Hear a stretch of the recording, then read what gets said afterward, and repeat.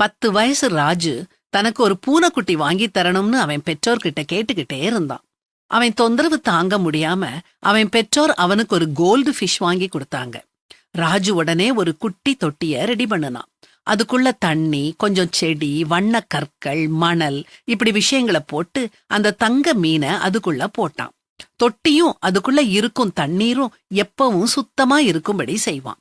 கொஞ்ச நாட்கள்ல இது அவனுக்கு போர் அடிச்சிட்டது. தொட்டிய கிளீன் பண்றத விட்டுட்டான். மீனையும் கண்டுக்கிடல.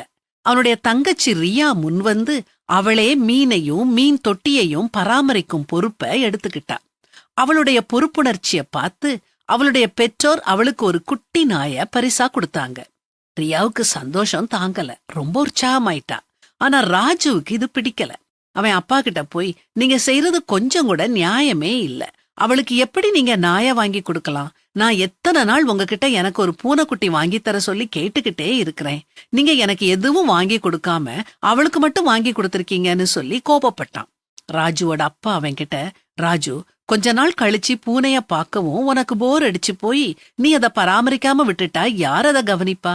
ஒரு சின்ன மீனை உன்னால சரிவர பராமரிக்க முடியலன்னா எப்படி அதை விட பெரிய பூனைய உன்னால கவனிச்சு வளர்க்க முடியும்னு கேட்டாரு.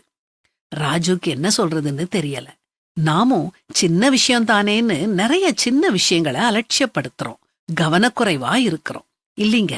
சின்ன காரியத்தையும் நாம கவனத்துடனும் பொறுப்புடனும் செஞ்சாதான் நம்முடைய உண்மையும் உத்தமமும் விளங்கும். அது பணமா இருக்கலாம், குடும்ப உறவா இருக்கலாம். நாம அதை எப்படி கையாள்றோம்? ஆண்டவர் நம்மள கூர்ந்து கவனிச்சுக்கிட்டு இருக்கிறாரு. இயேசு சொல்றத கேளுங்க.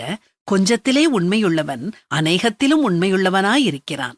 கொஞ்சத்திலே அநீதியுள்ளவன் அநேகத்திலும் அநீதியுள்ளவனாயிருக்கிறான். அநீதியான உலகப் பொருளை பற்றி நீங்கள் உண்மையாயிராவிட்டால் யார் உங்களை நம்பி உங்களிடத்தில் மெய்யான பொருளை ஒப்புவிப்பார்கள்? கவனமாயிருப்போம்.